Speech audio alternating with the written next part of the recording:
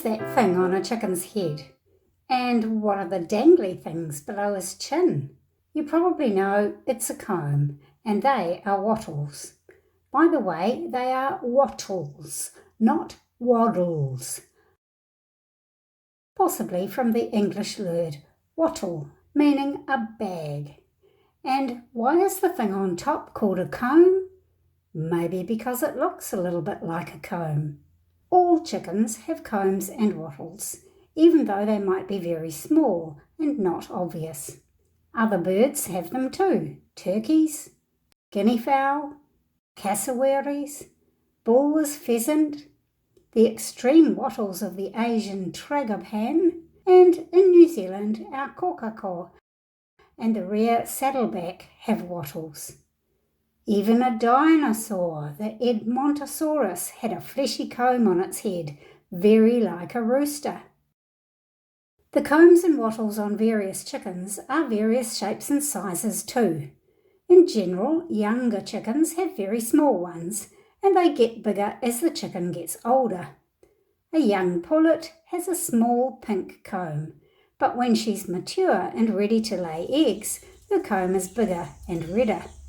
This also occurs in the opposite direction. When a hen goes off the lay, for example when she's molting, her comb gets smaller and paler. So the size and colour of a hen's comb is an indication of whether she's laying or not. Roosters have bigger combs and wattles than hens do. In fact, that's a useful way of telling the difference between male and female chicks. I have a video about that. But there are differences between the different breeds of chicken too. The big combs on these Leghorns might look big and masculine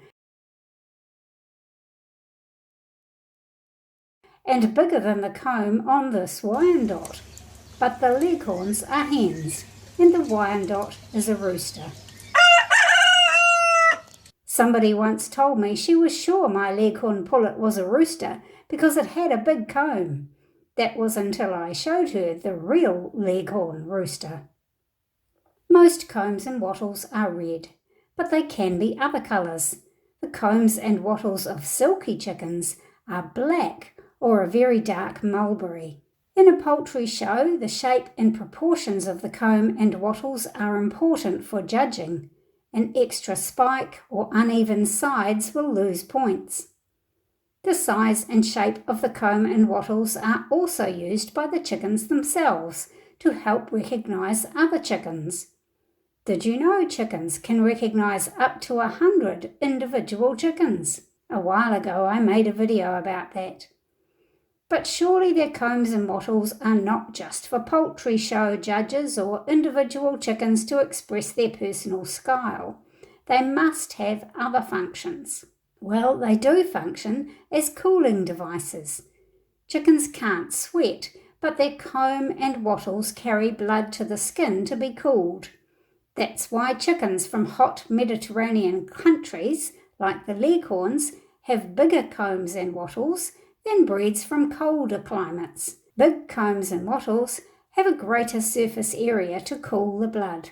Their other major purpose is for sexual display. When hens have a choice of several roosters, they will choose based on several qualities, including his eyes and his dance moves, and they are most attractive to roosters with a big comb and wattles. It's also true that roosters are more attracted to hens who have bigger combs. In some ways, chickens are just as superficial as humans. Do you find chickens with bigger combs more attractive? What about humans with combs? And what about ladies with wattles? Are they attractive? Okay, enough frivolity. Let's get back to the facts. Curiously, the single comb shape, the shape you usually think of when you think of a rooster's comb, is genetically recessive to all other comb shapes. That means if the parent birds are a Leghorn and a Wyandotte, all the chicks will have rose combs, although they will carry one copy of the gene for the Leghorn's single comb. That's why Wyandottes with a single comb can suddenly crop up in the chicks of apparently pure Wyandottes many generations after the last breeding with a bird with a single comb. If you want to know more about chicken genetics, I have a whole series about it. It's also interesting that roosters that are purebred for the rose comb tend to be less fertile than roosters that carry at least one gene for a single comb, even though both roosters actually have a rose comb-shaped comb. So it seems that the genes for comb shape must be close on the chromosome to genes for fertility. Did you know a chicken's comb contains a lot of a substance called hyaluronic? Hyaluronic is a gel kind of substance similar to the lubricating fluid in your joints. It has several uses in medicine, including to treat osteoarthritis of the knee, in ophthalmic surgery, and to make artificial tears for a condition called dry eye, and as a dermal filler for facial wrinkles and lip augmentation. We just don't seem to be able to get away from sexual display, do we? Early formulations of hyaluronic were made from roosters' combs, but these days most preparations are made by bacterial fermentation. Lucky for the roosters. A chicken's comb can tell you a lot about the health of the chicken. If the comb is flopping over, that might just be a characteristic of the breed. The comb of Leghorn hens are supposed to flop seductively over on one side of the head. But if the comb is pale and too floppy for the breed, that might mean the chicken is suffering from anemia, perhaps caused by mites, worms, or coccidiosis. If the comb is blue, that might be a condition called cyanosis, in which not enough oxygen is getting to the blood because of heart or breathing problems, including avian influenza, that's bird flu. If the comb has white powdery spots like sprinkled flour, that might be a fungal condition called favus, also known as avian ringworm. White or yellow nodules or bumps might be a symptom of fowl pox, which is not, by the way, the same as chicken pox. Black patches, especially on the edges, are typical of damage by frostbite. Naturally enough, chickens with big combs and wattles are more at risk of frostbite damage than are chickens with smaller combs and wattles.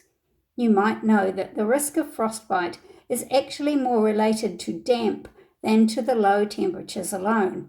I covered that a bit in my recent video about ventilation of the hen house. Black marks on the comb can also be a scab from pecking injury. Chickens sometimes peck each other to reinforce the pecking order. That's why it's called a pecking order. And the other chicken's head and combs are a convenient target. The comb is very vascular, and if it gets pecked, it can bleed a lot. If pecking injuries are minor and occasional, you don't need to be concerned, unless of course you need your chicken looking perfect for a show. But if pecking injuries are frequent and serious, you might need to work out who is the bully of the flock and either remove the bully or separate out his victim. So now you know all about those ornamental decorations on your chicken's head, and you too can appreciate and admire when they indicate that your chicken is healthy. If you want to learn more about chickens, check out my playlist, Amazing Facts About Chickens. I bet you'll learn something new. Thanks for watching.